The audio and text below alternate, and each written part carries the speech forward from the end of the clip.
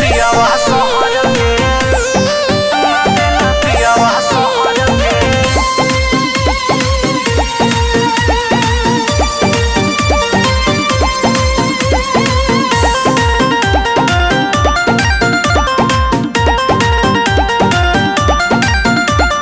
रोवतानी सखिया रे ससुरा में आई जरता जवानी हम कैसे ठंडाई। ए सखी कोनो उपाय बताओ ना। रोवतानी सखिया रे ससुरा में आई जरता जवानी हम कैसे ठंडाई। जवन मिलल बटे महाजाल भर से ना दिला पियावा शहर के। याद बड़ी आवे नई हर के ना दिला पियावा शहर के। सेजिया पे रहिले हर के ना दिला पियावा शहर के।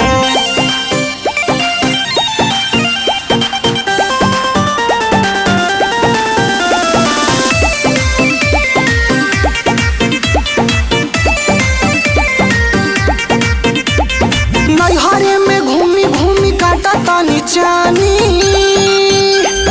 अदहन के जैसे खौले जवानी।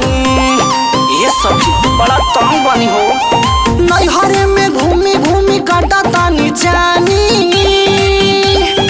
अदहन के जैसे हमर खौले जवानी। तुझे देते रहे यार दोपहर के ना दिला पियावा शहर के। सेजिया पे रहिले हर के ना दिला मर्दा शहर के।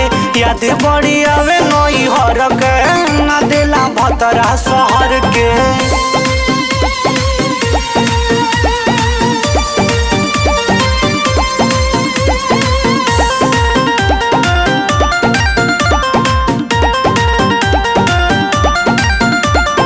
आंसू के बेताबे संगे फूटल करम हो जियावा जुड़ावत रहे भी करम हो।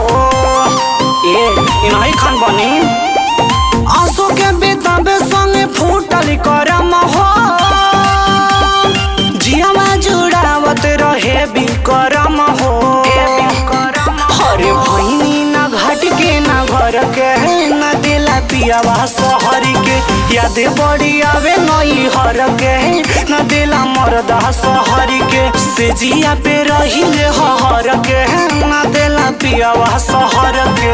रोवतानी सखिया रे ससुरा में आई जरता जवानी हम कैसे ठंडाई। जवन मिलल बटे महाजाल भर से ना दिला पियावा शहर के। याद बड़ी आवे नई हर के ना दिला पियावा शहर के। सेजिया पे रहिले हर के ना दिला पियावा शहर